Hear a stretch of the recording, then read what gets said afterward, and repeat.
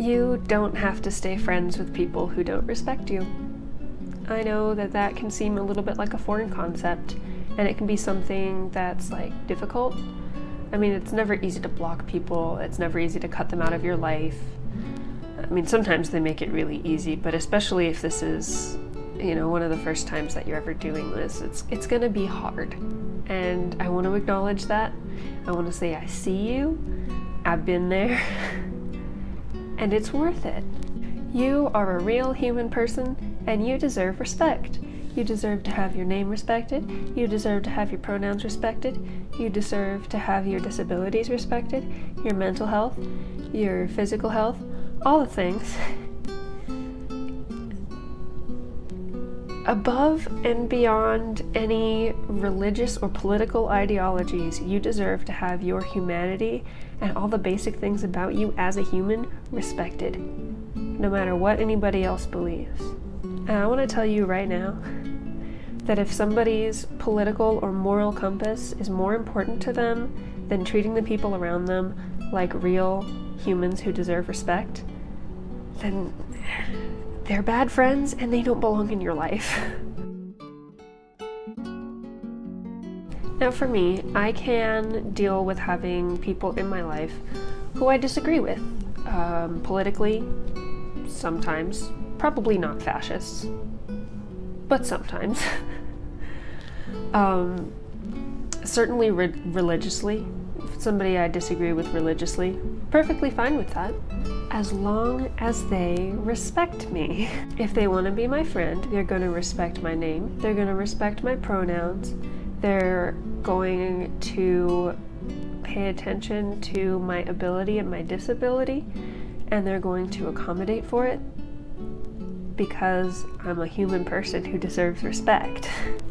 If they can't respect me like that, then I'm going to take them out of my life. Now, of course, this isn't going to be the case for everyone. Some people have a little higher tolerance than I do for those kinds of things, and some people have a much lower tolerance. If you find that being friends with people that you disagree with on religion or on the existence of certain kinds of trans people or whatever, if that's actively harmful to you, please, by all means, cut them out of your life. I can continue to interact with some people like that, and I can't continue to interact with some different people like that, but I know that some people can't interact at all with other people who hold certain beliefs, and I know that some people can continue to interact with people that I would personally cut out of my life. So of course it's a very personal decision if someone's toxic to you specifically, and if you need to keep them in your life or not, and if you physically or mentally can keep them in your life at all. Now, this is probably easiest in fully online spaces such as Twitter, Facebook, Instagram, Tumblr, these online social media sites where you can really tailor your experience to not interact with people who make you really uncomfortable. And it's a lot more difficult in real life, especially if you have mutual friends with someone who you're finding is really unhealthy for your life personally. If someone doesn't respect your name or your pronouns, or they deliberately make you uncomfortable, or they spend all their time complaining about their other friends to you, which, by the way, they're definitely complaining about you to their other friends if they do that, just FYI. If they treat the other people in their life poorly and you're not sure if they're doing that to you, they probably will if they aren't already. These kinds of things are the red flags that you want to look out for when deciding if somebody is toxic to you. If the things that they say make you uncomfortable and they don't listen to you when you ask them to stop, or of course if you don't really have the spoons to ask them to stop and they just don't take critique well in general anyway, those kinds of things, those are more just really strong red flags that say, maybe I should consider taking this person out of my life. Of course, that's not to say that you should turn your world into an echo chamber. I would say that echo chambers are bad. You don't want everybody to have exactly the same opinions as you on every possible thing, because then you're not getting any new information ever. But there are, some ideologies mix well and can learn from one another well, and other ideologies are very exclusionary and will push any other ideas out of the space. There's a lot of overlap in different political ideologies that exist, but some of them are actively harmful to certain groups where others are not. And those ones that are actively harmful, you can take them out of your space. You don't have to listen to it. You don't have to interact with it.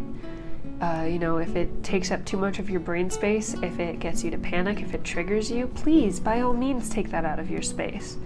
If somebody that you considered a friend is leaning really heavily into fascist ideology and you're like, dude, I don't think you should do that, but they won't listen, it's okay to just block them. It's okay to block people who deliberately make you uncomfortable by making maybe sex jokes or trans jokes or disabled jokes while being, none of those things themselves. You don't have to put up with that. You don't have to respect anybody else's disrespect, whether that's of you or of anyone else. You can stand up against it, you can block it out of your life, and you can walk away. Whatever it takes. Because the most important thing in the equation of your life is your health. And other people hurting you and hurting the people around you and hurting other people in order to make themselves look better, it's bad. And it's okay to say that it's bad, and you don't have to keep it in your life. So the next time somebody makes a joke that upsets you, or posts something that makes you wonder if they are really going down the right path, remember that you have choices in how you can respond to that. You can respond to them. You can say, hey, that hurts me, or hey, you realize that hurts other people, right? Or you can, remove them from your life. You don't have to keep them around. You don't have to see that and feel hurt and keep your head down and just try to pretend to ignore it. You can take it out of your life, and that's okay.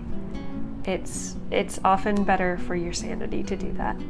And if you have done that, or if you're thinking about doing that, I want you to know that I'm really proud of you.